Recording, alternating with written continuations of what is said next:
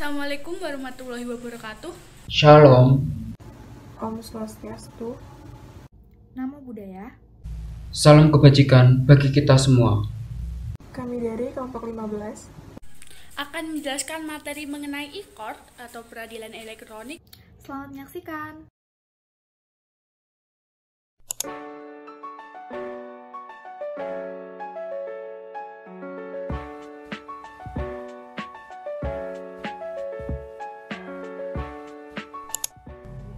Pada kesempatan kali ini, kelompok saya akan membahas mengenai e-court.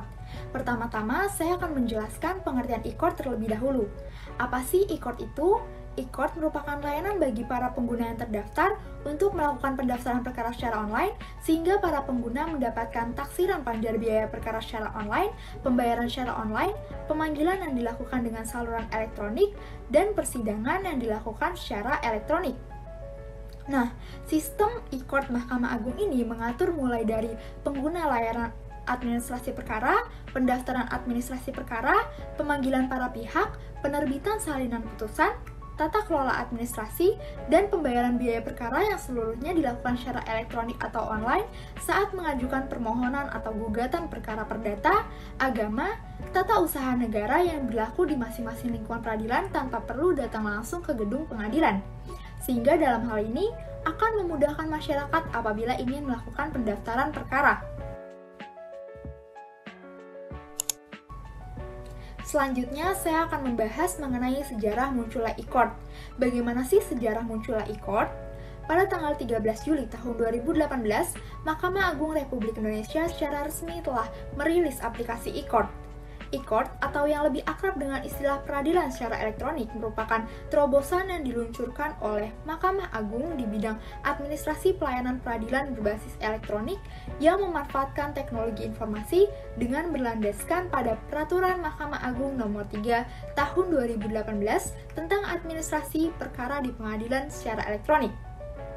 Hal tersebut dilakukan untuk mewujudkan pelayanan peradilan sederhana, cepat, biaya ringan, serta untuk mengikuti tuntutan dan perkembangan zaman, serta pelayanan administrasi peradilan yang cepat dan efisien. Peraturan Mahkamah Agung Nomor 3 Tahun 2018 merupakan inovasi sekaligus komitmen bagi Mahkamah Agung Republik Indonesia dalam mewujudkan reformasi di dunia peradilan Indonesia atau Justice Reform yang mensinergikan peran teknologi informasi atau IT dengan hukum acara. Selanjutnya ada dasar hukum yang mendasari e-court. Yang pertama ada Peraturan Mahkamah Agung Republik Indonesia Nomor 1 Tahun 2019 tentang administrasi perkara dan persidangan pengadilan secara elektronik. Yang kedua ada Peraturan Mahkamah Agung Republik Indonesia Nomor 3 Tahun 2018 tentang administrasi perkara di pengadilan secara elektronik. Ketiga ada Keputusan Ketua Mahkamah Agung Nomor 122 KMASK 7 2018 tentang pedoman tata kelola pengguna terdaftar sistem informasi pengadilan. Yang keempat ada Keputusan Sekretaris Mahkamah Agung Republik Indonesia Nomor 305 SEK SK 7 2018 tentang penunjangan pengadilan, percontohan pelaksanaan uji coba administrasi perkara di pengadilan secara elektronik. Selanjutnya, tahapan mendaftar perkara e-court. Yang pertama, mengakses layanan e-court melalui e-court.mahkamahAgung.go.id. Lalu, login menggunakan email dan password yang telah terverifikasi. Setelah login, pilih tujuan pengadilan pendaftaran perkara. Pengguna yang terdaftar akan mendapatkan nomor registrasi pendaftaran perkara. Selanjutnya, pendaftar harus mengunggah dokumen surat kuasa yang telah bermaterai, file berupa gambar atau PDF, dan mengisi judul. Lalu, mengisi identitas para pihak. Di antaranya status pihak yang merupakan tergugat atau penggugat, nama, alamat, nomor telepon, email, provinsi, kabupaten, kecamatan. Selanjutnya mengunggah berkas perkara, di antaranya surat gugatan, surat persetujuan prinsipal. Jika sudah terupload, klik lanjut perhitungan SKUM panjar perkara, maka akan keluar rincian panjar perkara dan total biaya panjar perkara. Setelah itu dapat melakukan pembayaran. Syarat e-court. Saya akan menjelaskan tentang syarat dan ketentuan e-court. Syarat dan ketentuan ini berlaku untuk semua pengguna e-court. Yang pertama, penggunaan e-court bertujuan sebagai pendaftaran, pembayaran, dan pengiriman dokumen terkait perkara pidana. Yang kedua, penggunaan e-court bertanggung jawab atas semua aktivitas yang dilakukan di dalam username masing-masing. Yang ketiga, pengguna e-court dilarang untuk melakukan aktivitas yang bisa membahayakan dokumen-dokumen yang ada di dalam e-court itu sendiri. Yang keempat, pengguna e-court wajib memastikan bahwa dirinya sudah memakai bahasa Indonesia yang baik dan sopan dalam hal lisan ataupun tulisan saat melakukan transaksi di dalam e-court.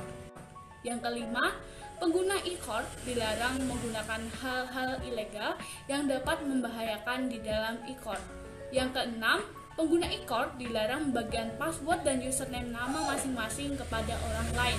Yang ketujuh, transaksi di dalam e-court ada pembatasan jam kerja masing-masing. Apabila melakukan transaksi di luar jam kerja, akan mengikuti pembayaran di hari selanjutnya. E-court merupakan sistem peradilan berbasis online di mana hal tersebut merupakan bentuk upaya dari Lembaga Peradilan Indonesia untuk mengikuti perkembangan zaman dengan memanfaatkan kemajuan teknologi yang ada. Nah, sekarang saya akan menjelaskan apa aja sih keuntungan atau kelebihan dari penggunaan e-court itu sendiri. Untuk kelebihan yang pertama adalah administrasi persidangan itu akan lebih cepat dan efisien. Kenapa dikatakan demikian? Karena menghemat waktu, karena memangkas waktu perjalanan ke pengadilan atau ke persidangan. Lalu, penggugat dan tergugat itu tidak perlu mengantri untuk melakukan sidang. Kemudian, kita bisa mendaftar e-court di mana saja dan kapan saja tanpa dibatasi oleh waktu. Nah, bagi advokat yang sedang diharuskan untuk sidang dan ingin mendaftar ke beberapa tempat, e-court ini merupakan solusi yang sangat dibutuhkan. Lalu, kelebihan yang kedua adalah biaya e-court ini lebih murah dibandingkan dengan persidangan konvensional. Kenapa bisa dikatakan demikian? Karena alasannya adalah biaya perkara sudah jelas menjadi e-court ini yang lebih murah. Lalu, kita tidak perlu mengeluarkan biaya transportasi ke pengadilan. Kemudian, untuk pemanggilan penggugat tidak dikenakan biaya. Dan yang selanjutnya, untuk mendaftarkan diri di e-court atau pendaftar di akun e-court ini, kita juga tidak dikenakan biaya sama sekali. Nah, untuk kelebihan yang ketiga adalah lebih praktis. Dengan adanya e-court ini, kita menjadi lebih praktis. Kenapa bisa dikatakan lebih praktis? Karena dengan waktu yang bersamaan, ini bisa menyelesaikan beberapa permasalahan yang ada. Lalu, untuk kelebihan yang keempat dari e-court ini sendiri adalah sistem pendokumentasian administrasi, perkara, dan persidangan lebih baik. Karena dokumen-dokumen di sini terarsip secara baik dan dapat diakses dari berbagai lokasi dan juga media.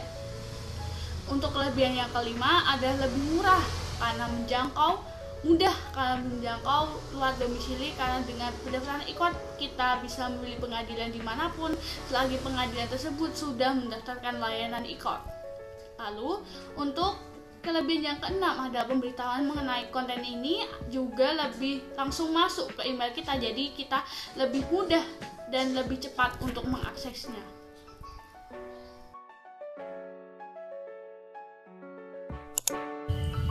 Kekurangan dan kendala e-court. Yang pertama, masyarakat yang tidak memiliki biaya untuk menyewa advokat dan tidak terdaftar sebagai pengguna e-court tidak bisa menikmati kemudahan pelayanan ini. Yang kedua, kolom catatan persidangan menjadi tidak efektif. Yang ketiga, terjadi penundaan sidang. Yang keempat, dapat melemahkan argumentasi saat persidangan. Yang kelima, ketidakjelasan jumlah biaya dalam aplikasi. Pelayanan e-court berdasarkan Perma Nomor 3 Tahun 2018. Awalnya, aplikasi e-court dilaksanakan berdasarkan Perma Nomor 3 Tahun 2018 tentang administrasi perkara secara elektronik. Dikarenakan belum ada perubahan secara nyata dan penerapan e-court sebagaimana yang diharapkan, untuk itu perlu mempercepat peningkatan kemanfaatan layanan e-court agar dapat tercapai proses peradilan yang sederhana dan dapat biaya ringan.